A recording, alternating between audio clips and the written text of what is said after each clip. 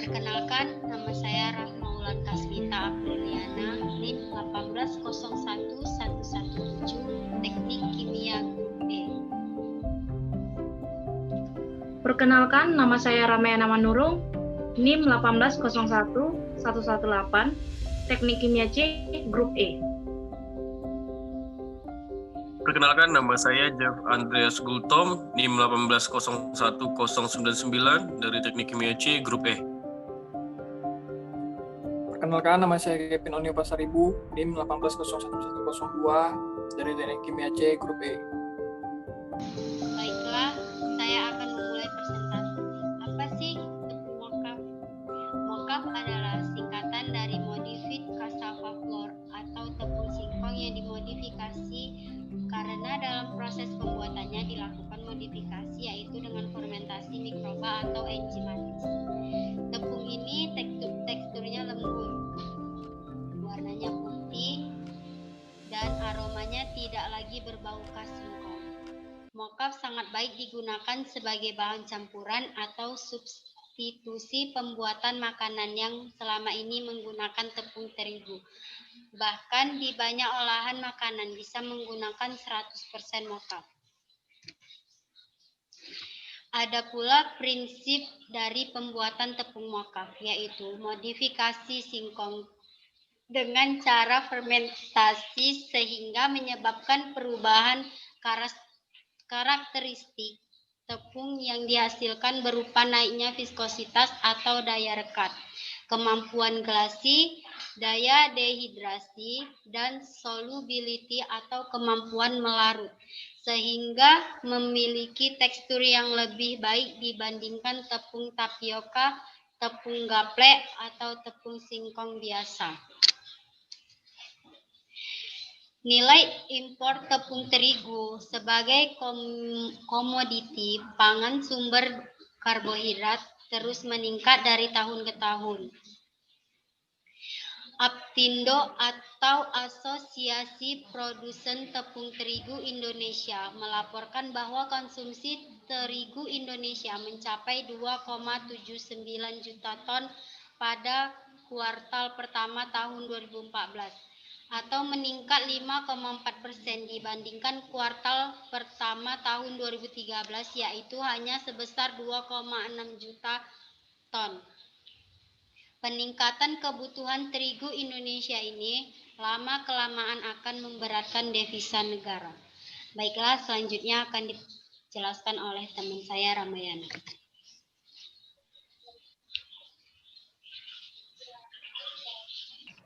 Pengertian singkong. Singkong merupakan jenis ubi yang dapat dibuat tepung dan pati agar olahan umbi tahan lama dan mudah disimpan. Tepung dan pati merupakan dua produk berbeda, baik dari cara pembuatan maupun pemanfaatnya. Namun masyarakat sering menganggap bahwa tepung dan pati itu sama saja. Pembuatan tepung pada prinsipnya adalah mengubah bentuk umbi segar menjadi butiran halus yang kering. Sedangkan pembuatan pati dilakukan dengan mengambil sari dari umbinya. Jadi, pembuatan tepung tidak menyisakan limbah padat, sedangkan pembuatan pati menyisakan limbah padat atau ampas.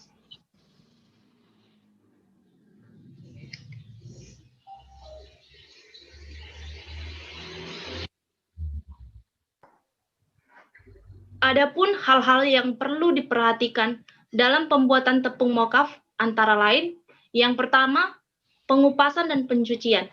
Singkong yang akan digunakan sebagai bahan baku tepung cassava atau mocaf harus cukup umur berkisaran 8-10 bulan dipanen. Singkong yang sudah terpilih dikupas kulitnya, kemudian dicuci hingga bersih menggunakan sikat, agar kotoran yang menempel pada umbi menjadi bersih, kemudian rendam dalam air bersih.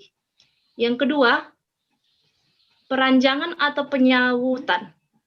Singkong yang telah dicuci, kemudian diranjang menjadi bentuk chief atau irisan melintang yang tipis, dengan ketebalan 1-1,5 mm, atau singkong disaut atau gongsor atau isrut Sunda. Pengiris atau penyawulat bertujuan untuk mempermudah dalam pengirisan chip atau sawut singkong.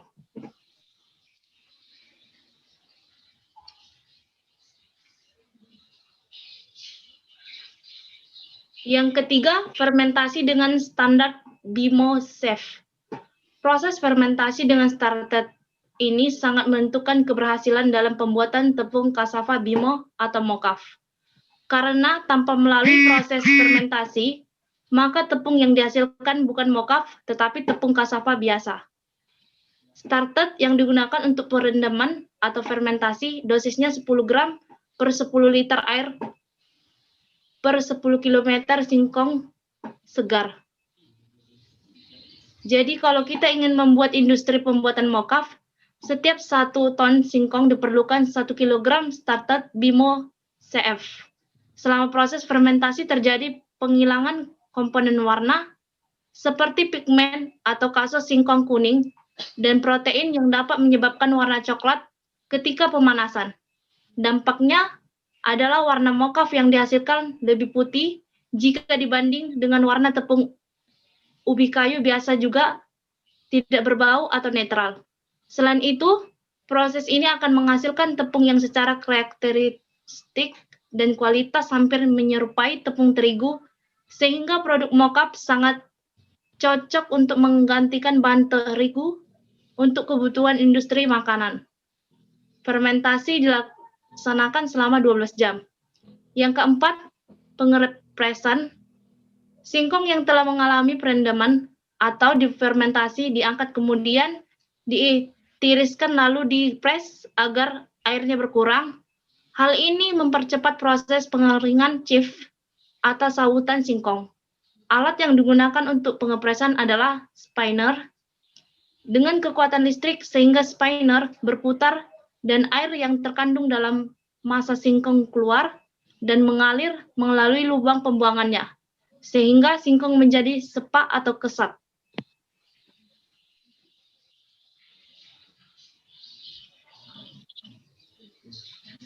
Yang kelima, pengeringan. Singkong yang telah dipres kemudian dijemur pada sinar matahari efektif selama 2 hari hingga singkong mudah patah apabila diremes. Proses pengeringan dapat juga dilakukan dengan oven dengan suhu 50 derajat Celcius. Cara ini digunakan apabila cuaca hujan, kualitas terbaik adalah pengeringan dengan sinar matahari. Yang keenam, penepungan dan pengayakan.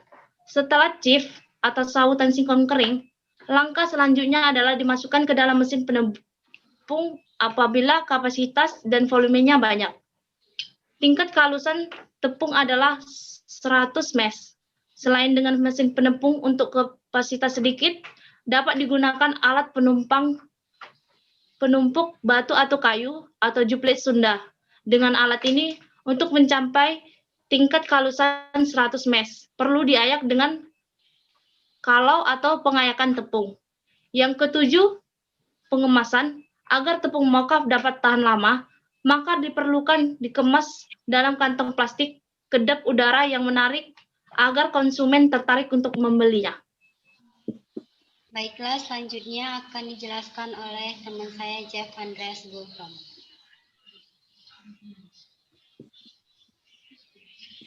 Terima kasih. Langkah kerja pembuatan tepung mocaf. Yang pertama, pilih singkong yang masih segar dan cukup umur. Umur panen sekitar 8-12 bulan. Kemudian, kupas singkong, buang kulit dan bagian yang tidak digunakan. Lalu, cuci dengan air bersih, rendam dengan air bersih. Selanjutnya, masukkan singkong ke mesin perajang atau pengiris hingga menjadi chip berketebalan 1-1,5 mm atau mesin pengalut. Selanjutnya, masukkan ke dalam bak perendam atau jolang besar. Kemudian rendam chip atau sawut singkong basah dalam larutan starter BIMO CF selama 12 jam. Selanjutnya, diangkat dan ditiriskan pada keranjang agar air turun. Kemudian, singkongnya dipres dengan menggunakan spinner. Kemudian, dikeringkan di bawah sinar matahari. Lalu masukkan ke mesin penepung agar menjadi tepung halus, sekitar 100 ml. Kemudian dikemas tepung mokaf dalam kemasan plastik, kemudian tutup rapat. Tepung mokaf siap dipasarkan atau diolah lebih lanjut.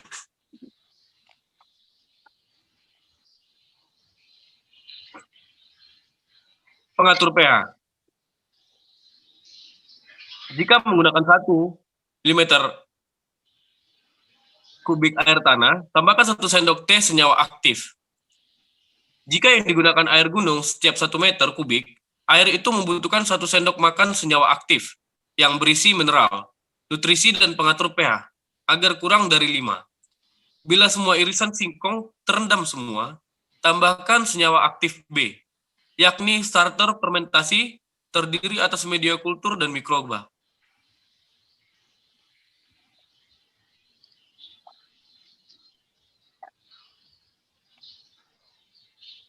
Parameter mutu.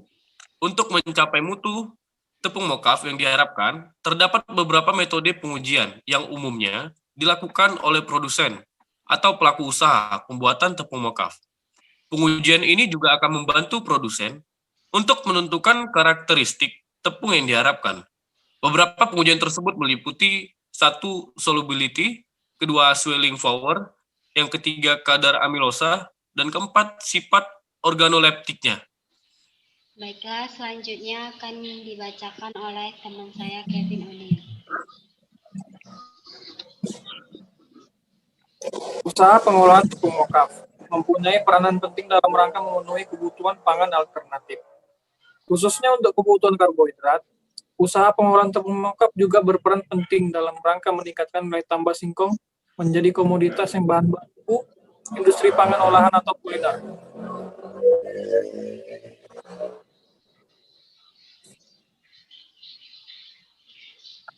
Ubi dikupas dan dibersihkan, lalu ubi diparut hingga berbentuk chip dan ubi ditimbang sebanyak 500 gram.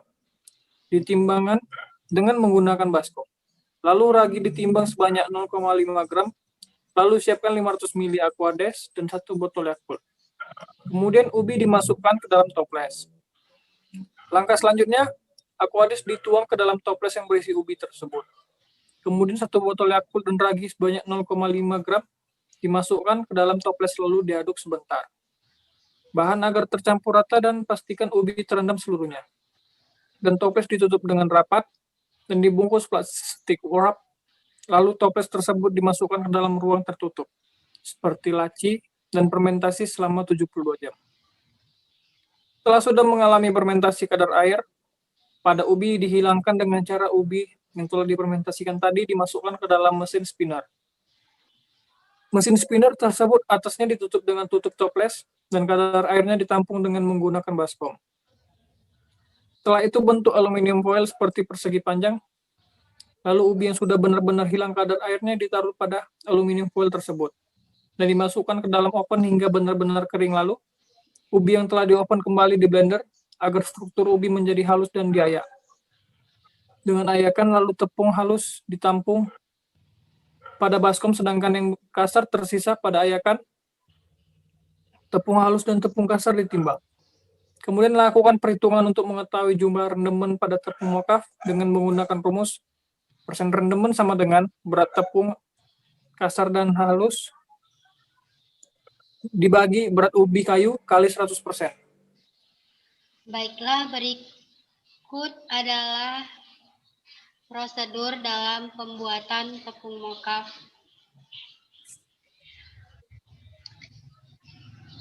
Selanjutnya akan dibacakan oleh Kevin O'Neill.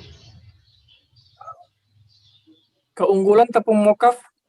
Tepung mokaf memiliki keunggulan diantaranya halal dan sehat. Bisa dikonsumsi oleh anak autis, penderita diabetes, gangguan pencernaan karena bebas gluten. Kalsium tinggi, serat tinggi, paling tinggi dari semua tepung. Kadar lemak rendah, mudah dicerna karena hasil fermentasi.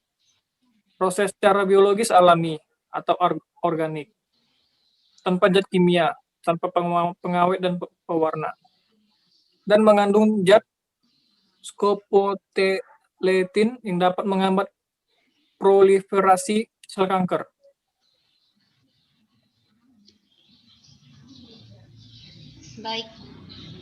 Baiklah, terima kasih kepada teman-teman yang sudah membacakan dari slide ke slide. Baiklah, dari presentasi ini dapat disimpulkan bahwa dalam percobaan ini semakin lama presentasi dan semakin lama waktu penyaringan, total asam tepung garis semakin meningkat. Semakin lama presentasi terjadi degradasi, pati menjadi gula atau diubah menjadi asam, sehingga asam yang dihasilkan tinggi. Tepung mokaf bisa digunakan untuk berbagai keperluan seperti untuk tepung gorengan, membuat bubur, membuat aneka kue seperti donat, brownies, kue bolu, kue kering, dan sebagainya. Dengan keunggulannya, tepung mokaf yang luar biasa ini bisa digunakan juga untuk makanan tambahan bagi bayi, campuran pembuatan roti, dan bahan dasar mie. Baiklah, sekian dari presentasi kami. Kami ucapkan terima kasih. Mohon maaf apabila ada kekurangan atau kesalahan dari kami. Kami memohon maaf. Saya akhiri dengan wabillahi taufik wal hidayah. Assalamualaikum warahmatullahi wabarakatuh. Selamat pagi dan salam sejahtera untuk kita semua.